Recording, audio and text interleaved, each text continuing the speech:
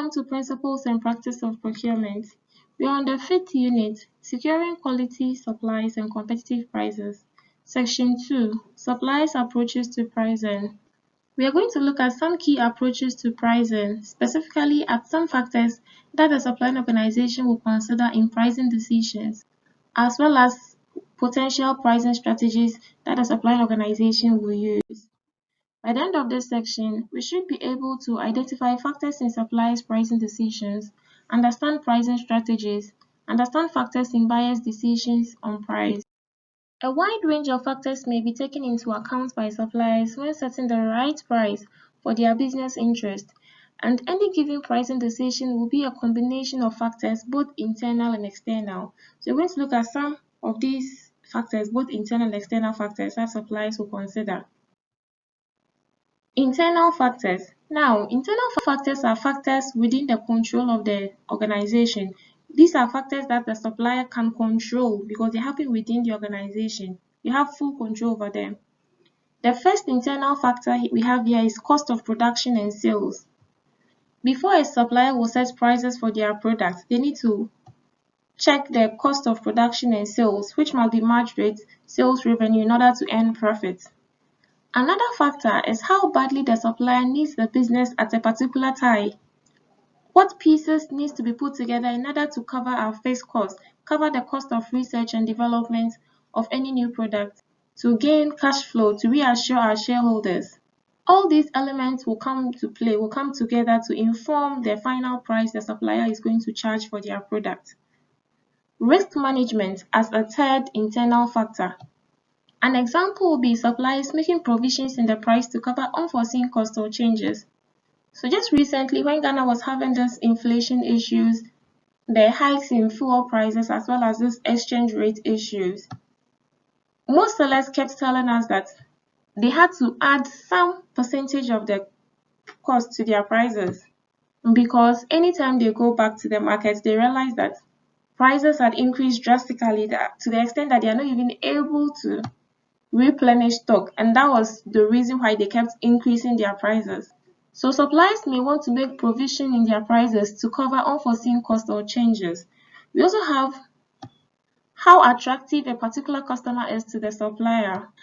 If a buying organization appears to be very attractive to the supplying organization, suppliers may want to have you on their list of customers they serve, which will even enhance their reputation or gain them more customers. When this happens, suppliers may want to price low in order to win or retain such a customer. And the same way, if you appear to be very unattractive, they tend to charge you very high in a way to stop doing business, in a way for you yourself to stop even engaging with a supplier, stop doing business with them, or to compensate for late paying or the low volume you buy from us.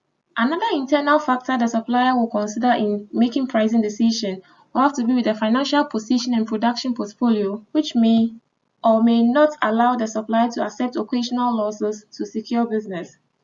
We may also have other internal factors like where the particular product is in its life cycle. Example, new products need higher prices in order to cover the cost of research development.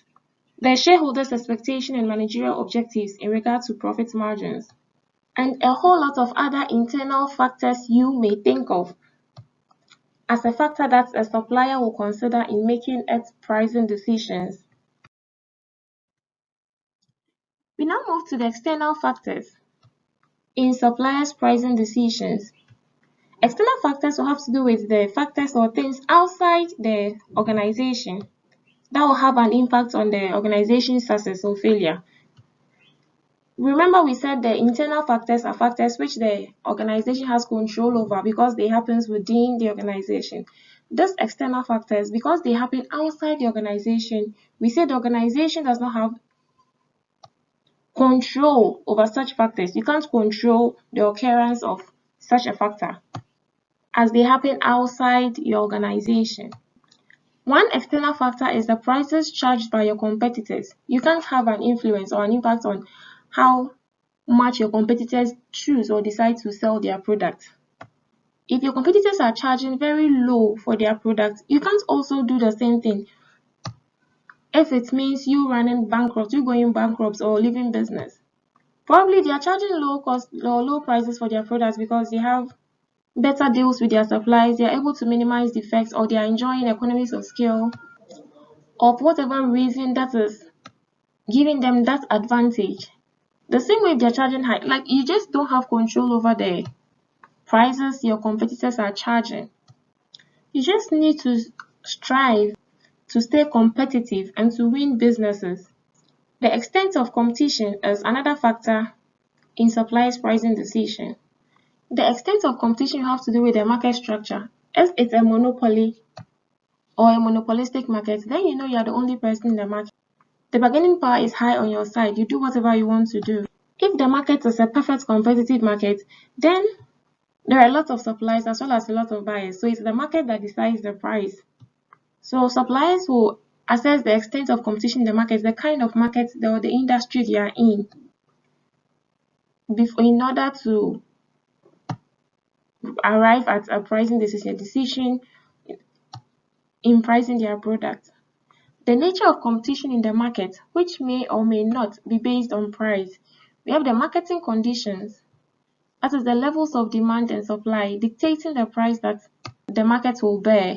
If demand exceeds supply, prices rise. If supply exceeds demand, prices fall. There are a whole lot of other external factors which will influence the supplier's pricing decision. We can have the customer's perception of value, where customers are willing to pay a premium or more for quality. The price elasticity of demand, which is the extent to which market demand rises or falls with changes in price. Some environmental factors that will affect the cost of raw materials, like weather, season, disruption, shortages of raw materials, and all that. Pricing strategies. Every organization has a variety of strategies or pricing strategies at their disposal, which they can use to price their products. Managers will need to sit down to identify their organization's pricing position or their pricing segment, as well as their competitive pricing reaction strategy in order to determine the most effective pricing strategy the organization needs to adopt. We are going to briefly go through some of these pricing strategies. The first strategy we have here is the price volume. So this price volume is when the organization determines how many or how much the unit quantity the organization needs to produce in order to break even or to reach a certain profit margin. Then we have the market share pricing or the penetration pricing. So the penetration pricing is when the organization sets very low prices for their product in order to win customers and also to discourage or eliminate competition. So definitely an organization that sets low prices will gain a lot of customers to their side. And also if your competitors are not able to also lower their profits or their prices, they lose their customers to you, which may force them to leave the market. This strategy will also discourage new entrants because of the low profit margin. Some people will be asking, once the organization runs losses, you should know that as the supplier's market share increases, and then the quantity they're able to sell also increases, the organization is able to produce more, taking advantage of the economies of scale benefits. So they're able to produce more at lower cost per unit and therefore reap better profits. The organization may also raise prices later, taking advantage of customer loyalty and discourage competition. Now, I don't even have competition in the market. Customers are also loyal to me because they know my prices are fair. So later, even if I increase my prices, they don't really notice. We have market skimming to be the third pricing strategy. The market skimming is the opposite of the penetration pricing. With the penetration pricing, you set low prices, but with the market skimming, you set high introductory prices. So when you're introducing the product to the market, you set very high prices. Organizations will do this to attract buyers who have a strong desire to get the product early, while it is innovative and may present a competitive advantage for them and can also afford it. So we can say Apple is currently using this pricing strategy, right? Because anytime their product comes to the market, they increase the prices such that only those who can afford it and as well as want the innovation that comes with it goes to the market to buy it. And after the supplier has maximized its short-term profits, it gradually reduces prices over time to attract further customers. So with the penetration, you enter the market with low prices and later increase the prices. But then with the market skimming, you introduce the product with high prices and then later reduce the prices. Now we have the promotional pricing strategy.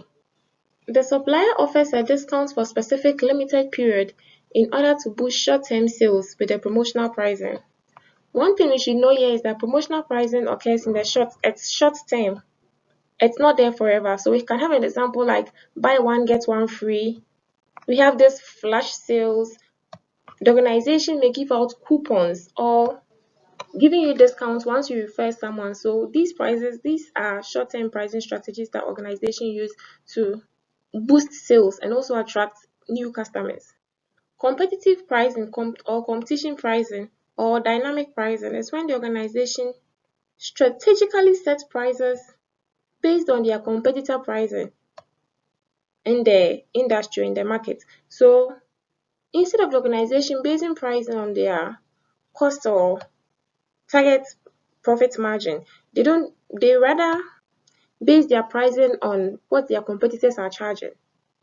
So organizations will either set their prices a little above their competitors' pricing, or a little below what their competitors are charging, or even the same as what their competitors are charging. They don't take into account their cost of production and profit margin. They just look at what their competitors are charging and make their pricing decision based on that. We also have psychological pricing. The supplier recognizes the psychological elements in price perception and sensitivity.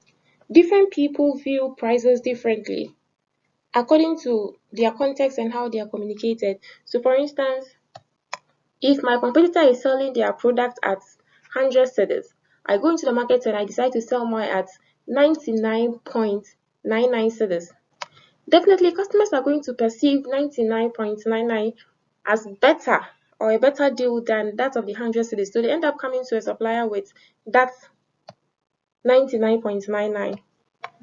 So using the psychological element of pricing to your advantage to attract price-sensitive consumers.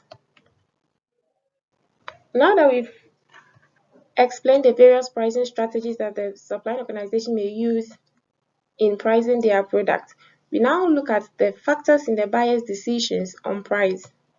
Some of the factors are: 1. The buying organization's relative bargaining power in the market and relationship. If the market structure is such that there are few buyers with a lot of sellers, then the buying organization will have a high bargaining power to influence the prices.